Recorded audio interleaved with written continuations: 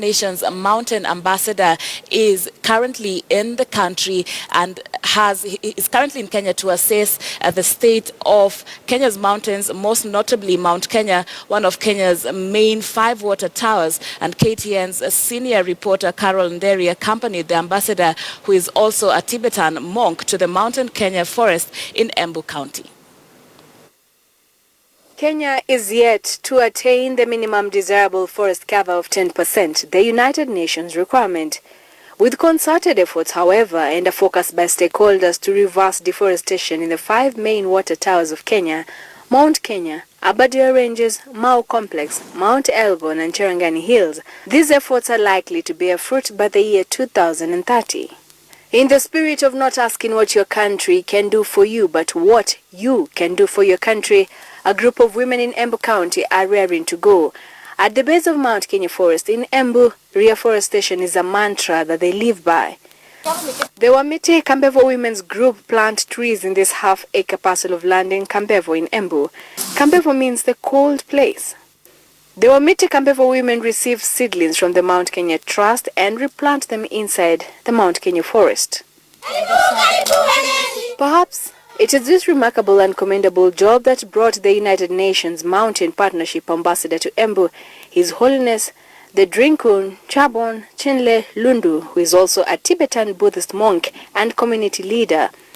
The UN ambassador represents the UN's Mountain Partnership, an alliance of organizations addressing challenges facing mountain regions.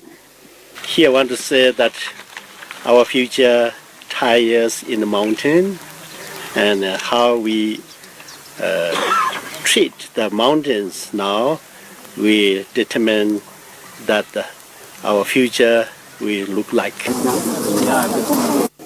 The Mount Kenya Trust that is hosting the ambassador, together with its partners, have planted more than 500,000 trees around Mount Kenya, turned 350 hectares back to indigenous forest, and launched tree nurseries nurturing 100,000 tree seedlings.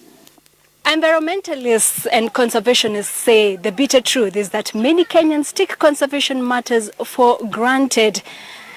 Yet, matters of climate change and global warming have everything to do with degradation of the environment. Susie Weeks, the executive officer of Mount Kenya Trust, has worked around Mount Kenya for the last 16 years.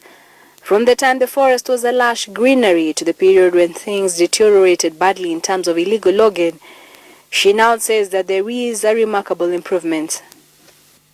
When I first came to work with the Trust, there had been a big survey, an aerial survey of Mount Kenya, which had showed that there was an enormous amount of logging. You know, throughout the 80s and 90s, there was a lot of unmanaged logging and illegal activity, and it really brought attention to Mount Kenya.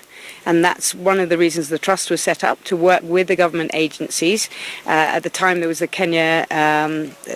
was the Forest Department and the Kenya Wildlife Service, and now that's the Kenya Forest Department. Anne Wamogonjage is 99 years old. She nostalgically remembers when the forest she grew up in Embu was full of life. And it saddens her to see that Mount Kenya Forest is now a pale shadow of its former self. Sababu hii msitu ukiondoka hapo, sisi tutakufa sote. Watu wa zamani akina baba, msitu huu Mount Kenya walikuwa nakumbuka Mungu na kaa hapo. Basi sasa ukiangalia hapa mvua uipata mwezi ya 10, mwezi huu. Sasa hakuna. Ikifika tarehe 15 mvua inapiga. Sasa hakuna mvua. His Holiness, who is also a spiritual leader, met up with Embu elders who warned the younger generations of dire consequences that arise from disrespecting the mountain resources. Kenya's forests have been rapidly declining due to pressure from increased population, fuel wood, building material and other land uses, especially in light of the fact that the economy of Kenya is natural resource based. Things aren't nearly as bad as they used to be. So there is good news, there's positive news. We don't see the kind of logging, the scale of logging that we did back in the 90s. However, we can't be complacent. There's still logging going on, and we rely so much on this mountain as Kenyans, all of us, from people here in the foothills where you see this tea growing, all the way to the coast because of the Tana, all the way to to Samburu, even Somalia.